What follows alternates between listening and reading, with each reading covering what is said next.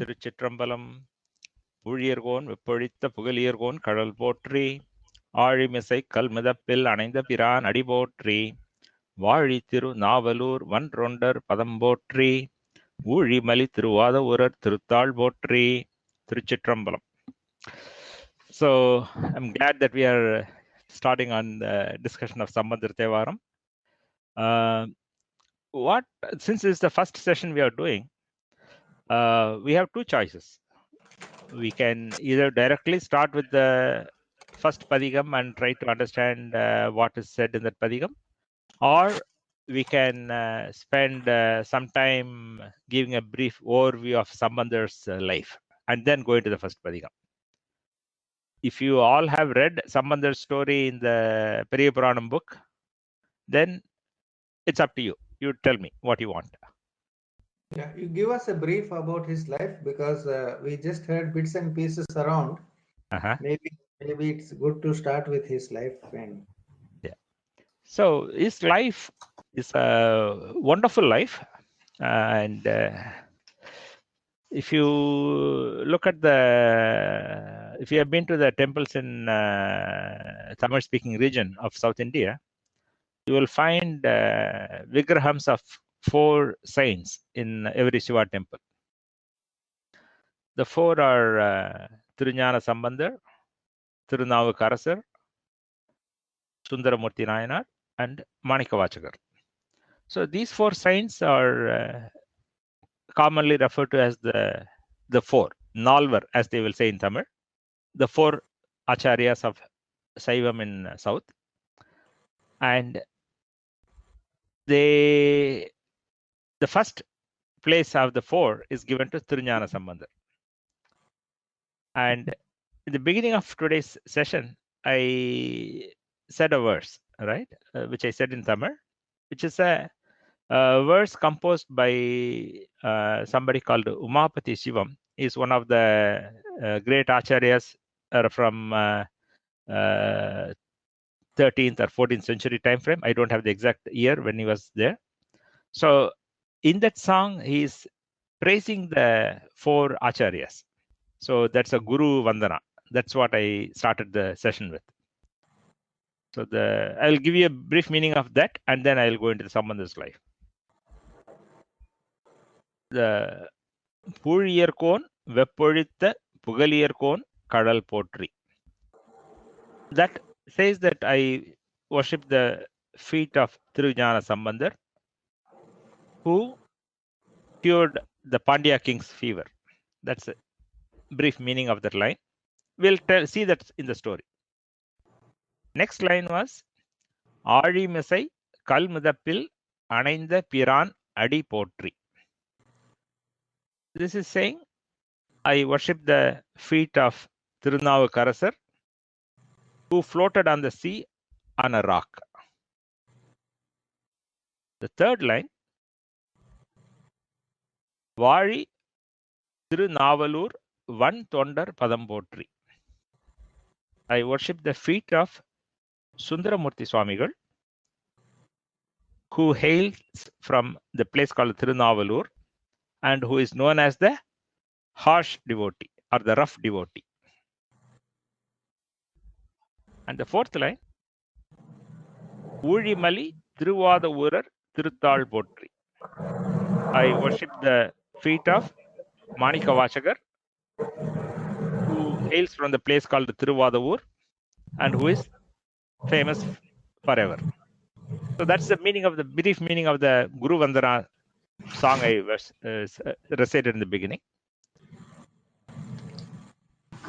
Now, Sambandar is the first person of the 4, not necessarily in chronological order, but in terms of how, if you have got 4 people, you have to put them in an order, right? So he is put as the first in that order. But he is great. And his story is told very elaborately in Periyapuram. Periyapuram is a poetic work written by somebody called Sirkazhi about 900 years ago, around 1100, 1150, 1200, that time. He's from the 12th century. And that work has about 4,250 odd songs, narrating the life history of all the 63 Nayanmars. Out of the 4,250 songs he has got, roughly, he devotes about 30%, about 1,250 songs or something like that, to describe the story of Thiruñāna Sambandar. Then you can imagine how much importance is given to Thiruñāna Sambandar and how many things Sekar had to say on Thiruñāna Sambandar's life. So, to tell Thiruñāna Sambandar's story, it can take easily 2 hours. But I will try to say highlights. I don't know how long it will take. It will take 15 minutes. It can take 20 minutes. I don't know now, but we will see how it goes. So, the Thiruñāna Sambandar was lived about 1400 years ago from today. So he lived around somewhere between let's say 580 to 620, 630, that period. 580 to 620. That period is around that period. We don't have the exact date, but a rough range is given. He lived in that period. And he was born in a place called Sirkazhi, which is about 20 kilometers south of Chidambaram. So many of you may have been to Chidambaram. If not, to give you an idea, it is about Chidambaram is about roughly about 200 kilometers south from Madras. So Sirkazhi is about 20 kilometers south of Chidambaram.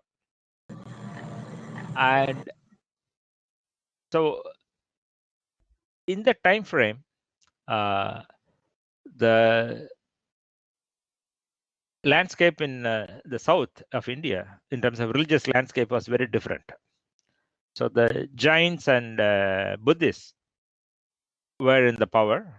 There were a lot of people, and they had been converting a lot of people, and the kings had converted too. So the Pallava king in the northern part of the Tamil-speaking region, the Kanchipuram and the region of that, the Pallava king had become a Jain. Similarly, the Pandya king in Madurai, he had also become a Jain. And when the kings have converted, the population also converts. So a lot of Jain monks and Buddhist monks were around, and a lot of people had converted, and very few people were following what we call as Hinduism today. Very few people were following the Vaidika Dharma.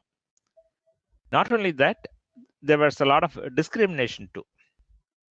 So the Jains used to follow a practice called Kandu Muttu and Kettu Muttu. So what that means is that you know how discrimination works, right? So people say, you can't walk here, you can't touch this. That's how discrimination works. And as a higher level of that discrimination, what the Jains were saying was that seeing somebody wearing the vibhuti, the basma or the rudraksham, seeing that is a bad thing, and they have to purify themselves. It's an evil thing. So they said that seeing somebody wearing rudraksham is an evil thing. That's the kind of level of discrimination that they were practicing. And of course, they were going around, even hearing the name of Shiva or any of that is considered an evil thing. And they were the powerful in the land. So the Vaidika Dharma was highly, very, very, very few were following Vaidika Dharma at that time. So Thiruñāna Sambandar's father, his name is Sivapada Hridayar, and his mother Bhagavati.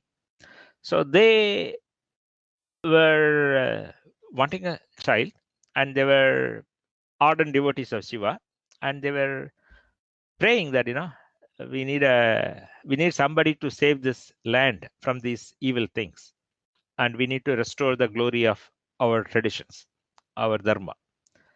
And after some time, they had a son. We don't know what was the name given to him, But when he was about roughly 3 years old, one day his father was going to the temple. You know how it is, right? We have temples and we have big tanks outside the temple where people go bathe and do all that. So his father was going to the temple tank to take a bath and to do his morning puja and worship the Lord in the Sirkazhi temple. And Trinya, the child, who was roughly 3 years old at the time, wanted to go with him. So he said, okay, come along. So he took the child and made sure that the child was sitting on the upper steps and told him, no, sit here, don't go anywhere, don't do anything. I will take my bath. I will come back in a few minutes. So father goes into the pool, into the tank, and then he does his morning bath. And as part of his rituals, he used to say something called Ahamarshana Mantram. This mantram is a Vedic mantram, and this is supposed to be said while you are immersed in the water. So he dunks inside the water, and then he recites this Ahamarshana Mantram.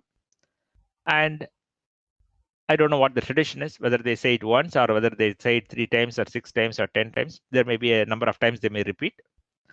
So the father is inside the water, chanting the Ahamarshana Mantram mentally. And the child, which is sitting on the bank of the tank on the upper step, doesn't see his father anymore. And he suddenly, he's afraid, the child, because he doesn't see his father anymore. So he starts crying. Oh father, no response. Then he says, oh mother, nothing. So then, because of his past effect, he looks at the temple Gopuram, where we have the figures of Shiva and Parvati, and he looks at that and then starts crying, oh mother, oh father. And at that moment, because of Trijnana Sambandar's previous state, Shiva and Parvati appear. And Parvati takes a golden cup and takes her milk and takes Trijnana, the child, on her lap and feeds him the milk from the golden cup. And of course, with the milk, all the knowledge is also in that. So the child drinks the milk, very happy. When you see the Lord and you drink the milk of knowledge, and then you are in this ecstasy, you are in a bliss. And this child is in an ecstatic state, looking at the Shiva and Parvati, and we don't know how many minutes passed by, but the father comes out of the temple tank, comes up to the top, and then looks at this child. Child is looking somewhere with milk dripping from his mouth. He seems to be in a trance, and father is very worried. We don't know who gave what milk. We don't know why he drank this. We don't know what happened. He's very worried, like any father.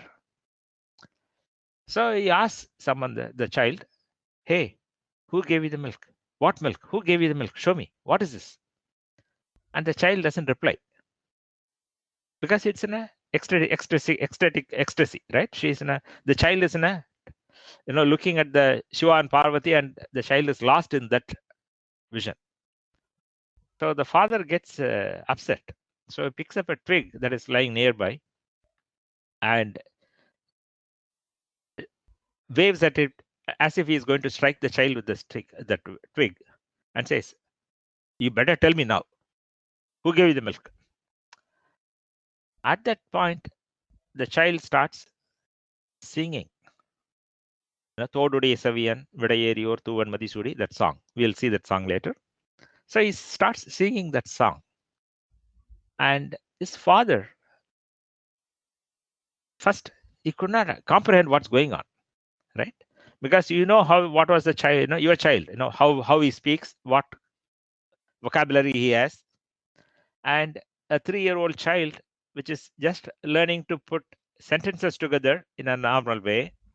But here is a child which is singing complex Tamil with complex concepts. And it is describing Shiva, all the attributes of Shiva. And by the time he sang that song, his father realized that his son has seen Shiva and Parvati and they have given him that milk. You can imagine how joyful he was, right? If a child has been blessed by the God, you can know how much joy the parent will have. So in that song, Sambandar is describing what he is seeing, who came and gave milk to him. Because Sambandar can still see the Shiva and Parvati, but his father cannot see the God. So Sambandar is describing what he is seeing or how the Lord looks to his father. And with that, the whole town comes to know about this. The whole town comes to know about this. And so they celebrate it in a big way. And from that time onwards, he comes to be known as Thiru-ஞான Sambandar. Sambandam, is association. And Jnanam is knowledge or wisdom. Knowledge, you can say. And Thiru is the prefix in Tamil that is used for something that is auspicious or holy. So you may be familiar with the word Shri in Sanskritam. And whatever meanings the word Shri in Sanskritam has, all those meanings are applicable to the word Thiru in Tamil. So he is known as Sri Jnana Sambandar. And Sambandar, the R in the Tamil name ending is a respectful ending. So Thiruñāna Sambandar, that's how he comes to be known from that point onwards. And he is 3 years old. So next day, they go to the nearby village called Tirukolaka. There's a temple there, so they go there.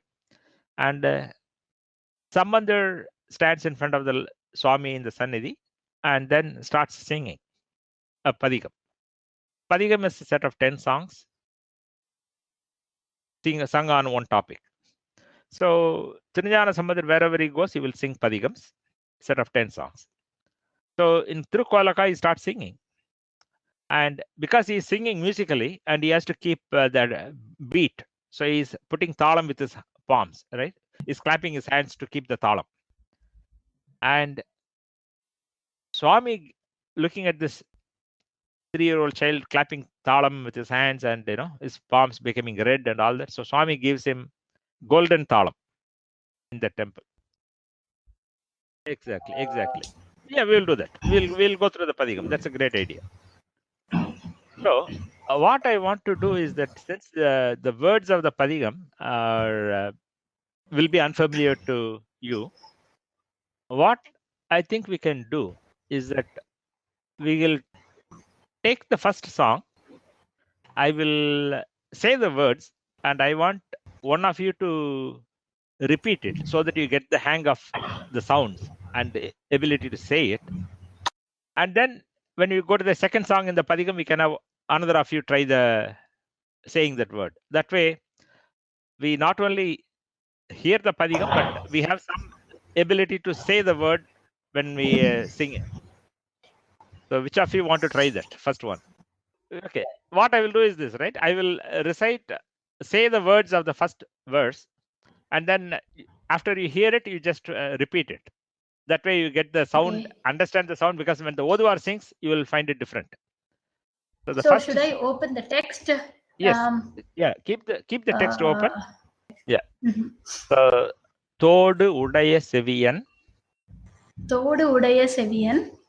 viḍaiyēṟi. Or tū-veṇ-madisūḍik.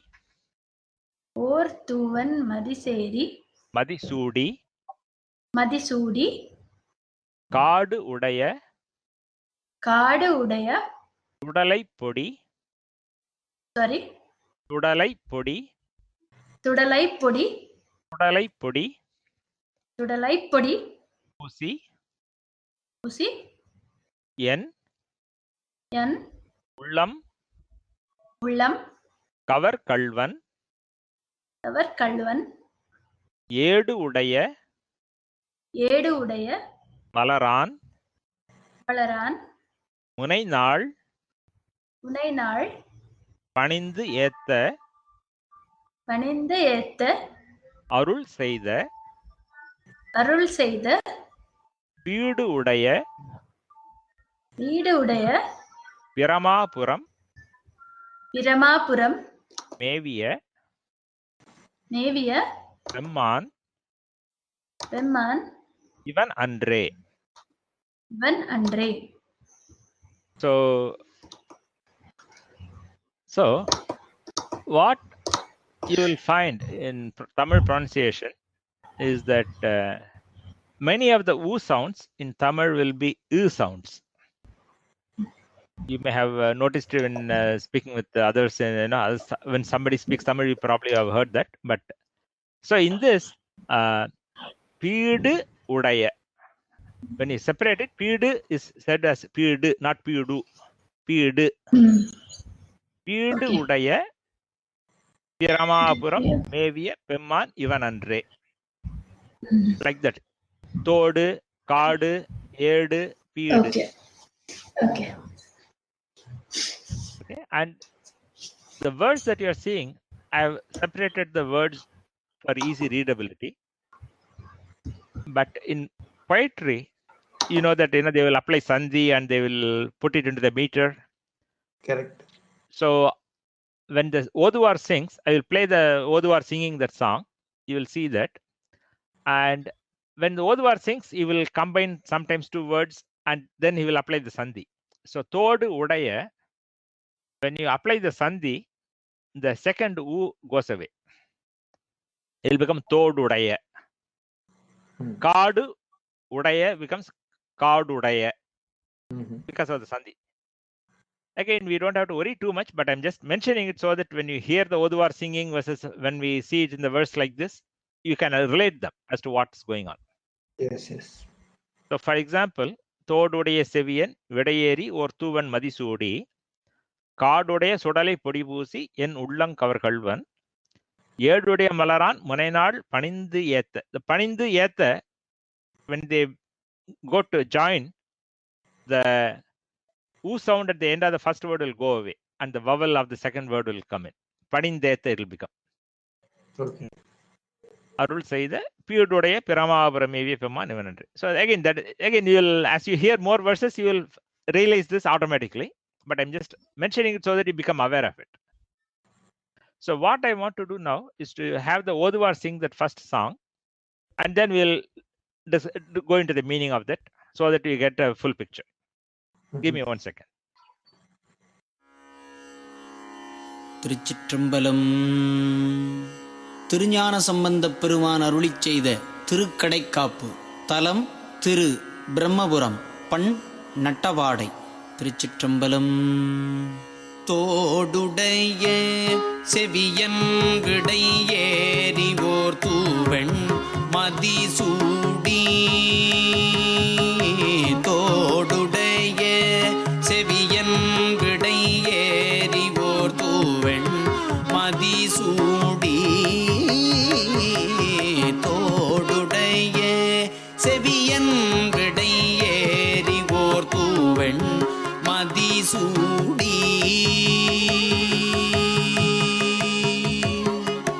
காடுடைய சுடலைப்-பொதி-பூசி என் உளம் கவர்-காḻvaṉ. காடுடைய சுடலைப்-பொதி-பூசி என் உள்ளம் கவர்-காḻvaண. ஏடுடைய மலரான்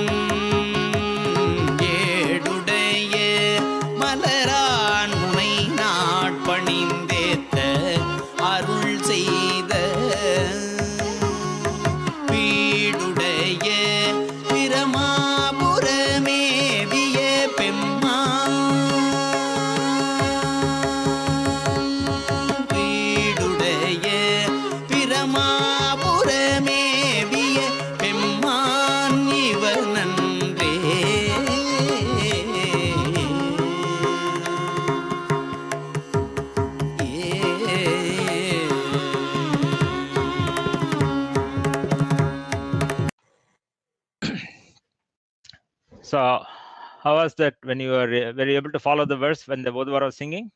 Yes, yes. So, yeah. Yes, no problem at all. Okay, good.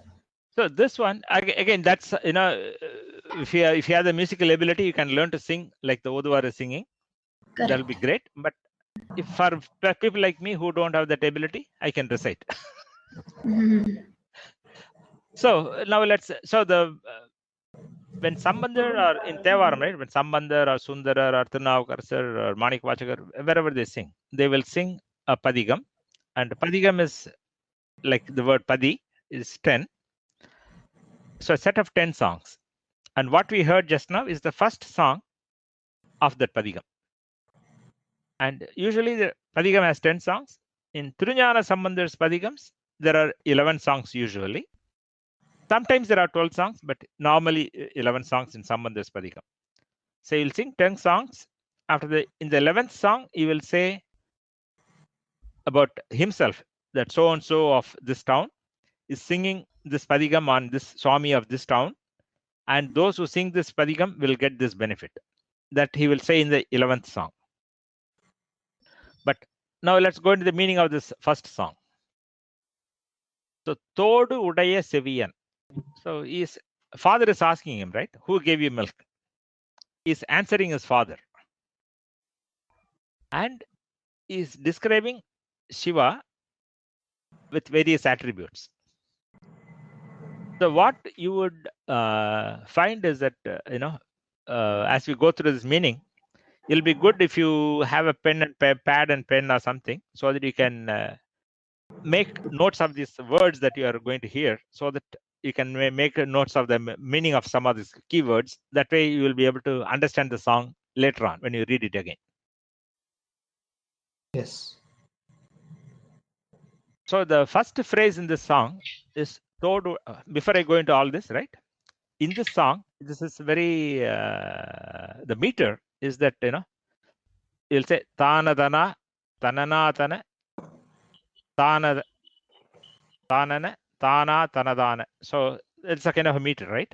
Thodudaiya Seviyan viḍaiyēṟi tū-veṇ-madisūḍik. That's a meter that you will also heard the Oduvar singing.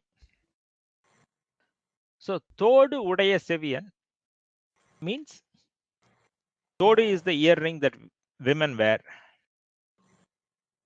Right?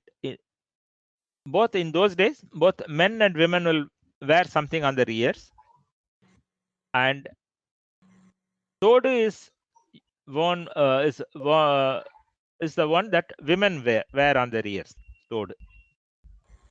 And men wear something called kuļai. That's also on the ear, but there are different forms and shapes, right? So they have different names. So what you need to know is that tōḍu is the earring that is worn by women. And Thodudaiya Seviyan. Sevi is ear. As you go through this, you will find that there are, if you are familiar with strong in Telugu or Kannada or whatever South Indian language, you will find a lot of roots that you may find something similar in Telugu or Kannada. So Thodudaiya Seviyan, and Sevi is the ear. I think it's in Telugu, I think it may be Chevi. Correct. Okay, so the pronunciation may be different because of Tamil pronunciation, but the roots you will be able to figure out. So Thodudaiya Sevi is one who has got earring in the ear, and he puts a seviyaṉ. In Tamil, there are suffixes, right, which is masculine ending, feminine ending, right? So seviyaṉ is a masculine ending. So he who wears tōḍu in his ear, but tōḍu is worn by women. So what is he saying in this phrase? Thodudaiya Seviyan. He is saying that it is a female form wearing a tōḍu, but it is also a male form. So that's what he is explaining, that he is describing the Ardhanarishwara kolam in this phrase. Yeah. So he is a woman wearing a tōḍu, but he is also a man. That's what it means. Thodudaiya Seviyan. That is one phrase. viḍaiyēṟi. There are two words here, vidai and yeri. Vidai is vrishabam. In Tamil, the Sanskritam words that come in Tamil will often undergo transformation to meet the Tamil way of saying things. So the vrishabam is vidai. Yeri is one who is mounted on something. Yerradu. I don't know whether in Telugu whether you have similar what's the word you use for climbing? Echo or yeah. So it is from the same root. Yeru is to climb. So viḍaiyēṟi is one who has climbed on a bull. So this is saying he is seated on a bull. He is mounted a bull, right? He is a vrishabha vahana. That's what it means. Viḍaiyēṟi. Or tū-veṇ-madisūḍik is the next phrase. Madi means moon. Okay. And when it means white. Tu means pure. Or means incomparable or unique or one. So or tū-veṇ-madisūḍik means one who is wearing. Suḍal is to wear. So madisūḍik means one who is wearing a moon. So Chandrasekhara, that's what it means. Shiva wearing a moon on his head. So Madi is moon, Sudi is one who is wearing. So Madisūḍik is Chandrasekhara, or one who is wearing the moon. And then the rest of the three words, right? Or, tu, when. These are all adjectives describing the moon. So it is a or means it is a incomparable. Tu means pure. When means white. So Shiva is wearing a pure white moon. So he is describing the Shiva wearing a moon on his head. So in the first line, he describes three qualities of Shiva. One is Ardhanarishwara. Second is a Vrishabha Vahana. And the third is that he is wearing a moon on his head. So what is your feedback on the first line? Is it easy to, are you able to understand it? yeah. Yeah. What you will also notice from this, the first line itself, right? Like father is asking the child, who gave you milk? And he could have said Shiva and Parvati, right? But he's singing a song and is describing all these attributes in a very metrical song with a lot of rhythm and ragam in this. And in Tamil poetry, as it is in South Indian poetry, Telugu or Kannada, the rhyming occurs in the beginning of the line. So that's why if you look at this song, the rhyming you will see as Thodudaiya, kāḍu-uḍaiya, ētta, pīḍu. That is the beginning of the line. That's how the rhyming occurs. So that's the first line. Next line, kāḍu-uḍaiya suḍalaip-poḍi-pūsi. That is one phrase. So kāḍu means Crematory grounds, huh? Pardon? Cremation grounds or? Correct. Kāḍu is cremation grounds here. Correct. In Tamil, the word for cremation grounds is suḍugaadu. But in the poetry, sometimes he will say suḍugaadu, sometimes he will only say kāḍu. The rest is implicit. So kāḍu-uḍaiya suḍalaip-poḍi. Podi means powder or ash. Right? Podi is the ash and suḍalaip-poḍi is the ash from the burnt bodies. So what is Shiva wearing? He has got this. Pūsi is pūsaradu is to apply on the body. Right? So in common thing, I don't know what you'll have in Telugu, but so powder pusiko means to apply on the skin. Pusaradu is to apply on the skin, like an ointment or a powder or whatever. So, in this phrase, he is saying that Shiva is wearing the Bhasma. ash of the burnt bodies from the cremation ground. That's what it is.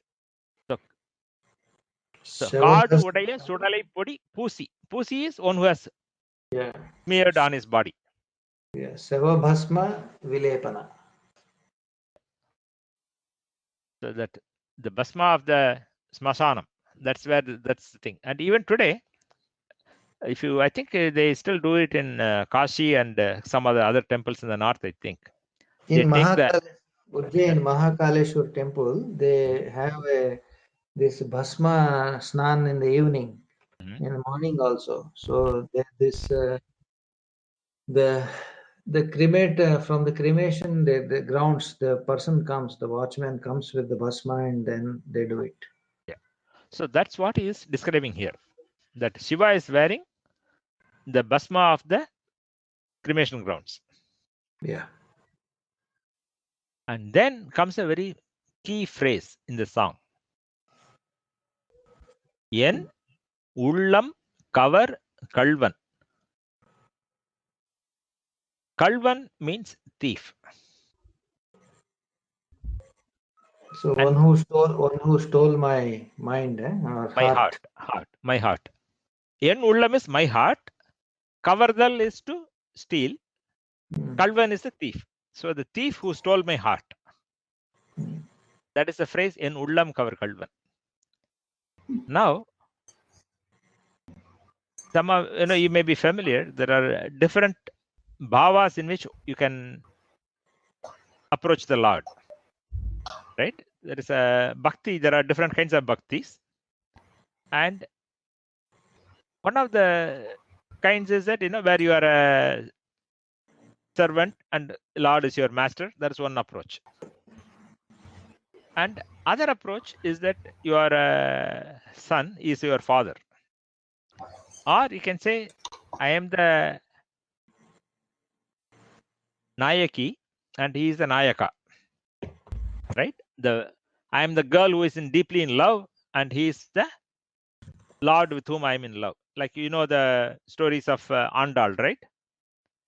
Who wanted to marry Vishnu. Like that, that's one bhavam, where even though we are male, we treat ourselves as a female and yearning or longing for the Lord as our lover. So that bhavam is called Nayaki bhavam, right? In Tamil, it has a name called agatturai.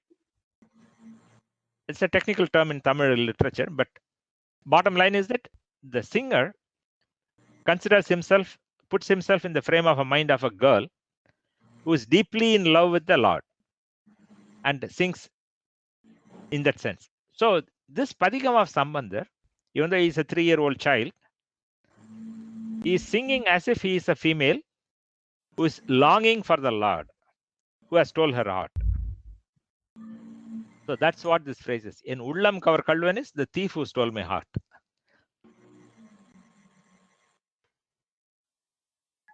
So far good?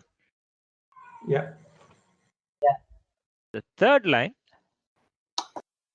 talks about the sthala puranam of this sthalam. This sthalam is Sirkazhi, and this place has many names. You know how some of the famous towns will have 2 or 3 names. And this Sirkazhi has 12 names. And Sambandar talks about all the 12 names in different padhigams. There are different legends, right? For example, Brahma worshipped Shiva in this place. So it's called Pemmāṉ. And some other Rishi worshipped here, so it's called some other name. Or Kali danced here, so it's called this name. So on and so forth. So there are 12 names and there are legends associated with each of the 12 names. And in this particular padhigam is using the word Piramaa-puram. And the main legend of Piramaa-puram is Brahma worshipped Shiva in this place. And that's what is referring in the third line. Ēdu udaiya malarāṉ means Brahma. Malar means flower. Ēdu means big petals. You know the flowers, small flowers have small petals, big flowers have big petals. And the word ēdu means big petal, which means the lotus. So ēdu udaiya malar is lotus flower. And ēdu udaiya malarāṉ.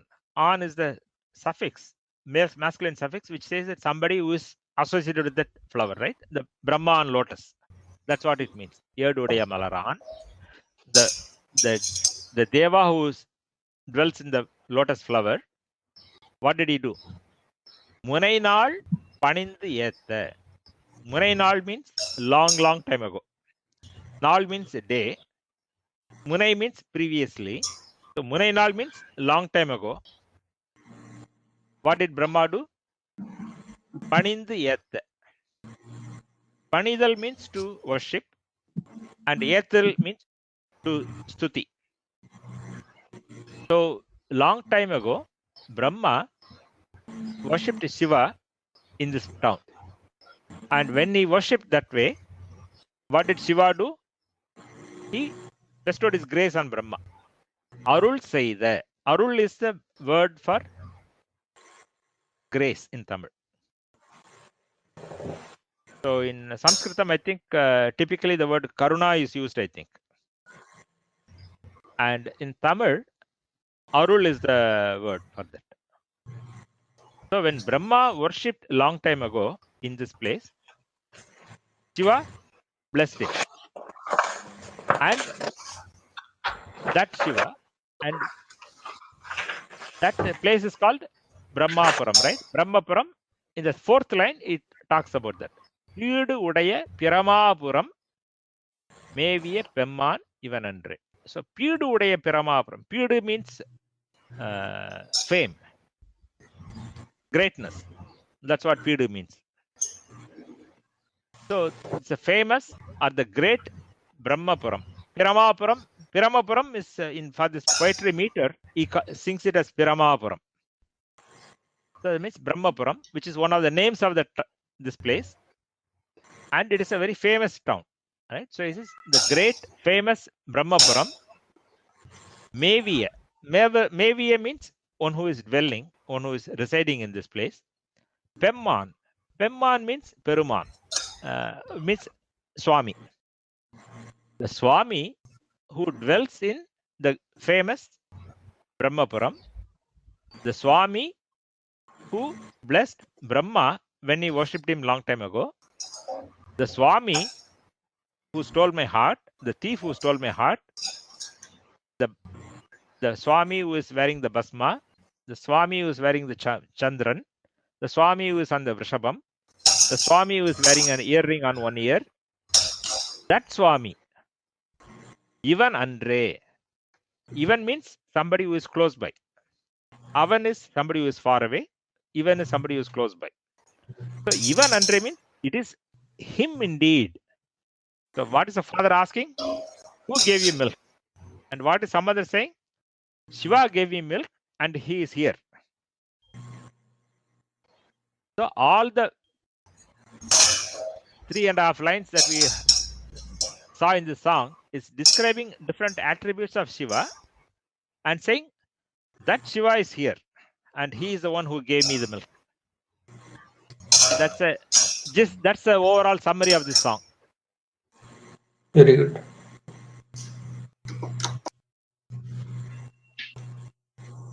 So in these songs, obviously this is a very special song, this padhigam, and in all these saints verses, there will be a direct meaning that you can see, and there will be implied meanings, and then it will also have all the symbolism involved in that, right?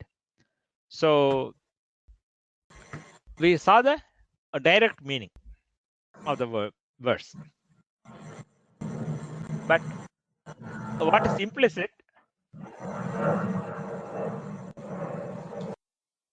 What is implicit is the fact that there are many attributes of Shiva that are described, and each one represents different things. So Thodudaiya Seviyan means he is Ardhanarishwara. Then we have to see why Shiva became Ardhanarishwara. What does it signify? Then viḍaiyēṟi, Vrishabha Vahana. What does Vrishabham signify? What does it mean? And or tū-veṇ-madisūḍik. Why is he wearing a chandran? Why is he wearing the moon on his head? What is the reason? What does it signify? Similarly, kāḍu suḍalaip-poḍi-pūsi. He is wearing the bhasma from the ash from the cremation grounds. What does that signify? In uḻḻam kavar-kaḷvaṉ. What does that signify? So if you look at all those things, we will find additional insight into the attributes of Shiva. That is, for example, bearing the moon, right? You know the story of the moon. He married 27 sisters, and he was supposed to be equally treating them all, but he was not equally treating them. So they went and complained to their father, and he cursed him. So the curse was that he is going to, every day he is going to reduce by one portion, and then at the end of it, he will be gone. He will be dead. So when he had only one portion left, he comes and falls at the feet of Shiva, and Shiva says, okay, I will put you on my head. So Shiva blesses him and keeps him on his head. And once somebody gets associated with Shiva, then you no longer have death, right? That is the important thing, that when you get associated with Shiva, you inherit the qualities of Shiva. So the moon that is on his head doesn't wax or wane, doesn't go, it always stays like that. Similarly, the snakes on his body, they never grow old, they never die, they are always there. As Shiva is always there, they are all always there. So the bull is seated on, is always young. Shiva is young, Parvati is young, everything is young. So that's so it talks about the fact that he is grace. And then suḍalaip-poḍi, wearing the bhasma from the cremation ground. Everything will end on one day, and Shiva is the one who is eternal. That's why he is dancing in the cremation ground. And that's why he is wearing the bhasma on his body. What is bhasma? When anything is burnt, what is remaining is bhasma.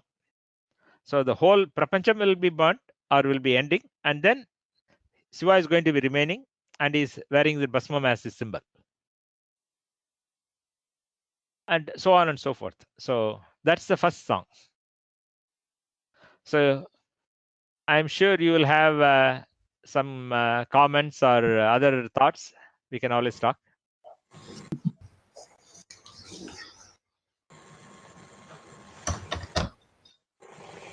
Yeah. Go ahead. If I don't think you are on mute, you can ask. Yeah. Okay. So interesting. Okay, just like you have given this Chandrasekhara and again this Bhasma Dharan, correct? What is that the significance of mounting on the Nandi? And what is the significance of the this ring, wearing the ring of the woman? This Ardhanarishwara.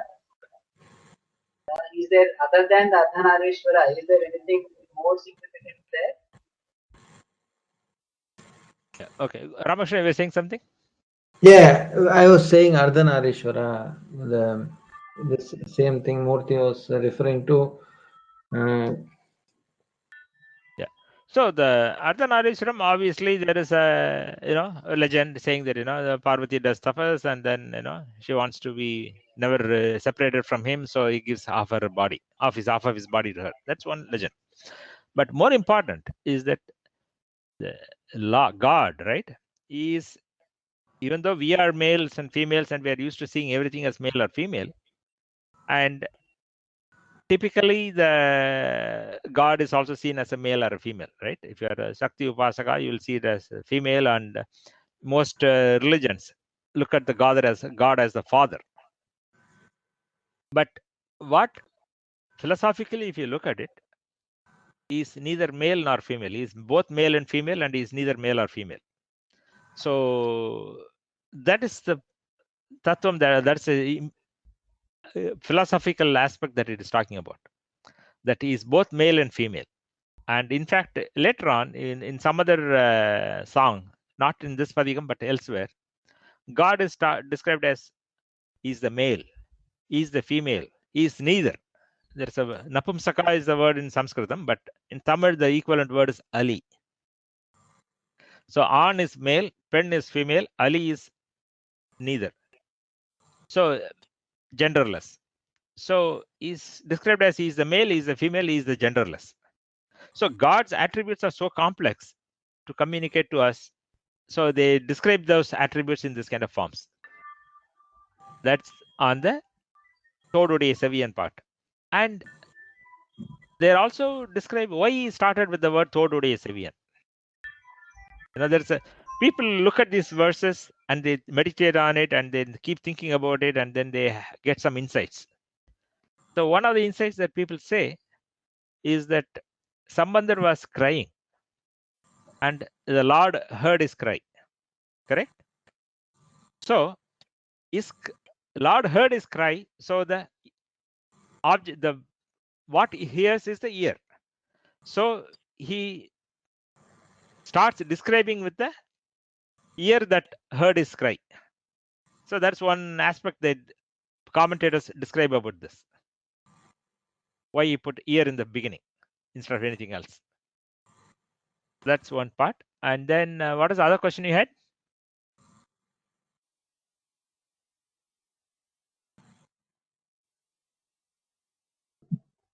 And then the third, right? Ēduடைய malarāṉ muṇai-nāḻ paṇindu ētta aruḻ-seyda pīḍu piramapuram. So that shows that, he is above all the deities, right? Even Brahma worshipped. So it is describing the fact that Brahma worships Shiva, and also it includes the local legend of the Sthala-puranam of the temple. So he puts that also. Later on in this padhigam, in other songs, we will find there are other legends that are described in these songs, in some other song. And of course, in uḻḻam kavar-kaḷvaṉ, the thief who stole my heart, right? That is the only phrase that indicates that Sambandar is singing like a female in love with the Lord. And that phrase is such a key phrase that you will find that in every song of this padhigam. So that emphasis is there. Yeah. Any other comments or questions? The Vrishabham, right? Vrishabham is the symbolizes dharma. That's the symbol for dharma. So he is the one who is holding the dharma, or that kind of that is the implication. And by the way, the word Nandi, commonly in today's word of speaking, we use Nandi for the bull. Okay, but in Thevaram, the word Nandi is never used for the bull.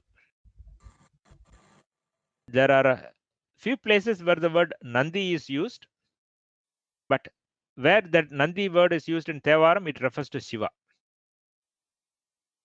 If you look at the Sanskritam dictionary, you will find Nandin is a word of a name for Shiva. So that's just an information for you.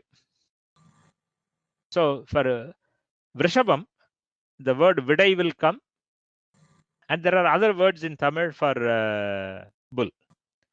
Yeru, Yerudu, Petram, many words, right? Because in Tamil, Telugu, or many other Indian languages, there will always be multiple words for a thing. And in poetry, they would use whatever word is the best for the meter, for the sound, for the ragam, whatever, right? Whatever may be the thing. So they will use different words. So interesting thing that you would have noticed is that father asks, who gave you milk? And you don't see the word Shiva anywhere in this song. But you see all the attributes of Shiva. Because it's poetry, they will, the word Shiva will come in some songs, but in most songs, the word Shiva will not appear directly. All the attributes will appear.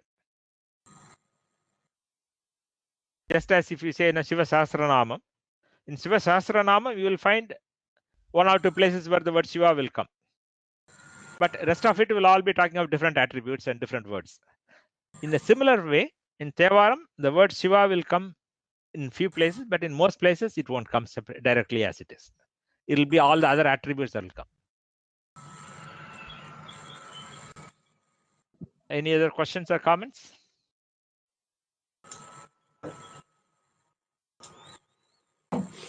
No. Krishna? No. It's quite, it's very interesting. Also,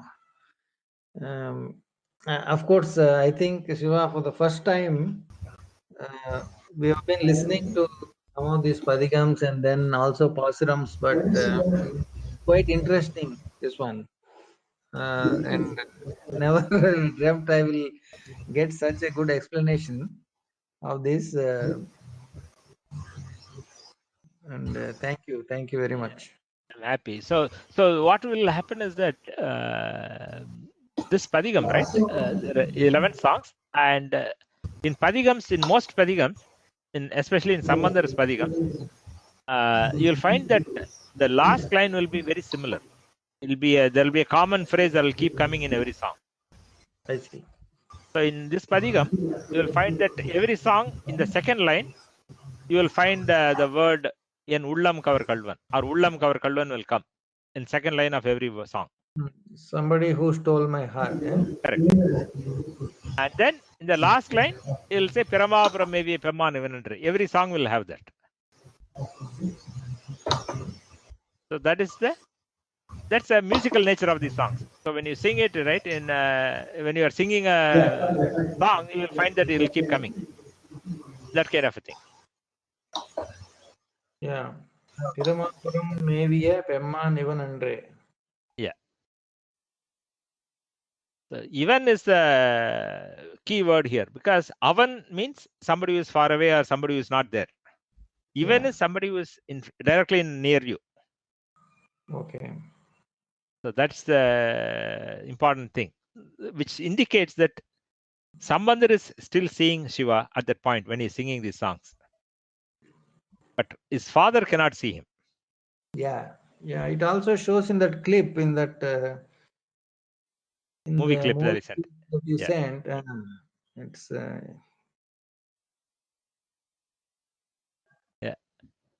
Yeah, good. So we already got about an hour. So I don't know whether you. I have time if you want to continue, or we can continue next time. Whatever your choice. Do you want to talk about briefly about the last one, Padal, and the 11th one? What it says about this whole? What it says is, I will read it for you so that you hear it. Arunariya Maraivalla Muniyagan Poigai Alarmeya Perunariya Piramapuram Mēviya pemmāṉ ivaṉ tannai Urunariya Manam Vaittunar ஞான Sambandar uḍaiya Tirunariya Tamil Vallavar tōḍu தீர்தல் எளிதாமே. So basically, the essence of that is that the Swami, the Shiva dwelling in the Brahmapuram temple here, on him, right? Yeah. The ஞான Sambandar, the ஞான Sambandar has sung this padhigam, and those who know this, those who recite this, those who meditate on this, their karma will be easily get rid. They will easily get rid of their karma. I see. The Vinay means karma in Tamil. Vinay means action, and because of that, the same thing. Karma is action, and the effect of the karma is also karma, right? That kind of a connotation. So Vinay is the Tamil word for action, and it is also the Tamil word for karma. So Tol Vinay means the old karma, past karma. So Tirunariya, Tamil Vallavar. So this is very important. Remember I was talking about the word Tiru? Tirunariya Tamil Vallavar. So this set of songs is showing the path of Tiru. Tiru is the holiness, and it is the Tamil that is showing the path of the holiness. And those who are Tamil Vallavar, Tamil means this padhigam, okay, not the language Tamil, but the Tamil means the set of Tamil songs here. This Tamil Vallavar, Vallavar means who have mastered this or who are capable of singing this. Their old karma will be easily gotten rid of. We know how difficult it is to get rid of karma. Yeah. So Sambandar says, you sing this padhigam with devotion and your karma will be gone. Wow.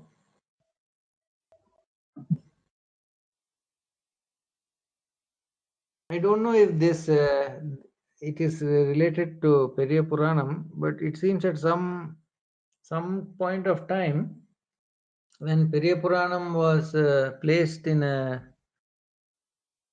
was equated against the Vedas, Periyapuranam was weighted equally or more.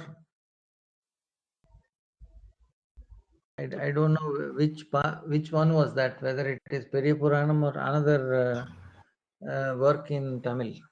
So so there are two major sets of works in Tamil. One with Shiva as the primary Swami, and that is all the Saivam works. So Thevaram, Tiruvachakam, Tirumandaram, Periyapuranam, they are all part of that. And there is a separate set of works keep Vishnu as a primary deity, and that set is called Divya Prabandham. Divya Prabandham. Okay. So Tirupavai comes in Divya Prabandham. Many of you may know Tirupavai because that is recited in Margari Masam, Dhanur Masam. Yeah. So that is in Vishnu Param. So that is in Divya Prabandham. So these are two sets of works. And so the Vaishnava devotees will refer to Divya Prabandham as the Tamil Veda. I see. Similarly, the Saiva devotees will refer to Thevaram Tiruvachakam as the Tamil Veda. I see. Because what is Veda? If you really think about it, it is talking about the Lord, and the rishis or the seers saw that and they gave it to us, right? The seers, as they are called, the rishis. So the people who have seen God are trying to describe and guide us to that. So that is what this is. So the Sambandar has seen God and is singing God's glory and telling us how we should live and what we should do to get him. Right? What if you look at the Vedanta or Veda or anything, ultimately it says how you get to mukti. And how do you realize God? How do you get that? And there are different paths as in Bhagavad Gita, right? There's a Jnana Yogam, Bhakti Yogam, Karma Yogam, all that is talked about in Bhagavad Gita. Yeah. So that's the kind of thing. So in the Saivite works, all four are talked about. So we talked about Thirunavukarasar, right? He's a great bhakta, but he's also a great doer, right? He will go and do service physically. Yeah. And Sambandar, of course, is the greatest. But he was a son of the god. So he didn't have to do anything physically, but he will go do other things. And the Sundarar, the third one, is a friend. So he is a slave of Shiva, but he's also a friend. So he will ask Shiva for whatever he wants, Shiva will give it to him. So it's a friendship, right? So when you read the story, you will know that what I mean, right? It'll say friend of companion of God or something is what they have in the Periyapuranam book. Okay. And Manikavachakar is a disciple. So he will be Tiruvachakam is another work, the fourth guru, and Shiva comes as a guru to him and teaches him. I see. So those talk of the four ways. So that is all on Jnana part, Jnana Margam. So you can say, bhakti is the primary one, but there are within that you can see various shades. Yeah. So yeah, again, there are to give you an example, right? Sambandar sang thousands of padhigams, of which we have 384 padhigams or something available to us today. So there's about more than 4,000 songs. So in today's discussion, we have seen one song of the first padhigam. So obviously, we can see a subset of padhigams, and we can take that at whatever pace at which we want to go, because aim is not quantity but quality. And if you take this padhigam and next week, next time we meet, we will continue from second song. And as you go along, you will find that we will be able to cover more songs, because we don't have to explain to that much. That's one part. Second thing is that as you go along, we will find that the style, construction, vocabulary, they will all become familiar to us as you go along. Not necessarily in the first padhigam, but if we say, let's say we see some 3 or 4 padhigams or 5 padhigams, whatever, by the time we come to the fifth padhigam, we will know, oh, this is how it is. You will be able to relate more easily. And what I also encourage you, I think you may already want to do, is to say this so that you are able to get the hang of the sounds. Because by reading it visually without saying it aloud, we don't get the same benefit. So we have covered the first verse. So till we meet next time, you can try to recite this first verse so that you get the sound, and you may even be able to memorize the whole thing, and you'll be able to remember the meaning because you have gone through it at good length. Yes. And I also sent you a link earlier, which a clip to the Oduvar singing this whole padhigam. Not this Oduvar that I played during the clip, but a different Oduvar. So you can listen to that. That will also give you an idea. What is Oduvar? Who is Oduvar? Oduvar, Odu means to sing or to recite. And Oduvar means somebody who recites or sings. I see. And Rajaraja Chola, you all would have known about him. He's a great emperor who lived around 1,000 years ago, who built the Thanjavur big temple. Yeah. And by the time he came about, his time was about 300 to 400 years, 300, 350 years after the Sambandar's period, right? 400 years after Sambandar's period. Okay. So in that 400 period time frame, a lot of these songs were lost. Nobody knew. Like you go to somebody, they'll say, I know this padhigam of Sambandar. You go to somebody else, they'll say, I know this one padhigam of Sambandar, because that's what he sang in our place. And so he said that we have lost this treasure. He wanted to get his hands on this treasure of devotional hymns. And he didn't know how to get it, what to do. Because, over 400 years, they have all been lost. Then he heard about one child in a place called Tirunarayur. And his name is Nambi Andar Nambi. And that child was so devout that Ganesha ate the fruits he was offering him. Right? That story is a different story, but I will come to it. But he heard about this miracle and says, if there is a child who is able to do this miracle, maybe he can help me. So Rajaraja Chola goes to that village where this child is living and takes a cart full of fruits and tells them, please make Ganesha eat these fruits.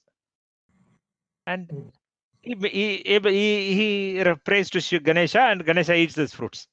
So the Raja is very happy. He says, I have found the right person who can help me. Then he requests this child saint, please help me. I want to compile Thevaram I don't know where they are. Help me. So this child saint prays to Ganesha, and Ganesha tells him that these manuscripts are in a room in the Chidambaram temple. Okay. Because Chidambaram temple is a big temple, and there are rooms, and somewhere it's locked up, and after 100 years nobody knows, and nobody knows what is there in that room, right? And then legends come, right? If you open this room, something bad will happen. Don't open it. So nobody opened the door, right? So the king goes with the child saint, Chidambaram, and then asks the Dikshitars, the priests in the temple, to open this room, and they refuse, and then story happens, but finally they get the room opened, and then they find that this room full of termite mounds. The palm leaf manuscripts are stacked up, and all you see are termite mounds. Then they pour oil, and then they get rid of the termites, and then they retrieve the palm manuscripts. Obviously, a lot of them have been eaten away by the termites, and some of it is left behind. The king was so unhappy that all this treasure has been lost. But he hears an ashariri. Shiva says, don't worry, whatever you need for this time, you have it. Okay. So then the child saint, the Raja interests, Rajaraja Chola asked the child saint, Nambi and Nambi, please compile these. And the saint looks at all these manuscripts, takes the padhigams, puts them together, looks at the meters, and compiles them in a particular sequence. And that is what we have today, is the accepted sequence of these songs. And the Raja, he wanted to do two things. He wanted to make sure that this will never be lost anymore, that whatever he has, he wants to preserve it. So he did two things. One, he inscribed them in copper plates, because palm leaf manuscript, termites will eat. Copper plates, nothing will eat, right? So he inscribed these Thevaram songs in copper plates. That's one thing he did. The second thing he did was that he established singers in all the temples and made sure that they sing these songs in the temple. And to do that, he allocated funds. The funds is what? You allocate them some land and say that, the singer should be paid so many bags of paddy every week or every month. In those days, right? So he set up grants to support these Oduvars, and he established Oduvars in every temple in his kingdom. And Oduvar means a singer, a temple singer. I see. And that tradition continued for the last 1,000 years. But in the last 100 years, things have deteriorated. Because modern times, right? Not much money. People have moved to the cities. People want to go to other jobs that will pay more.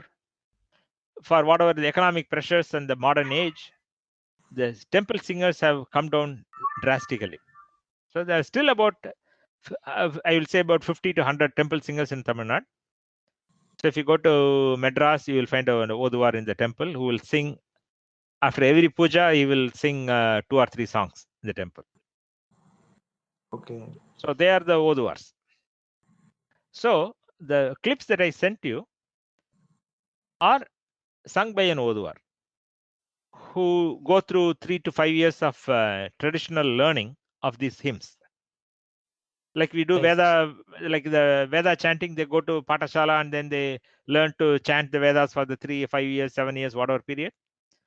Like that, the Oduvars go to their Oduvar Patashala, where they learn for 3 to 5 years a subset of these Thevaram sings, meanings, and how to sing and all that.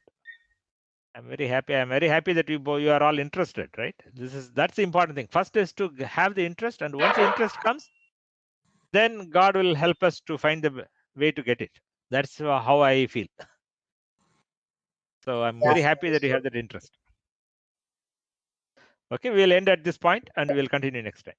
Okay, thank you very much. Thank you. Tiruchitrambalam.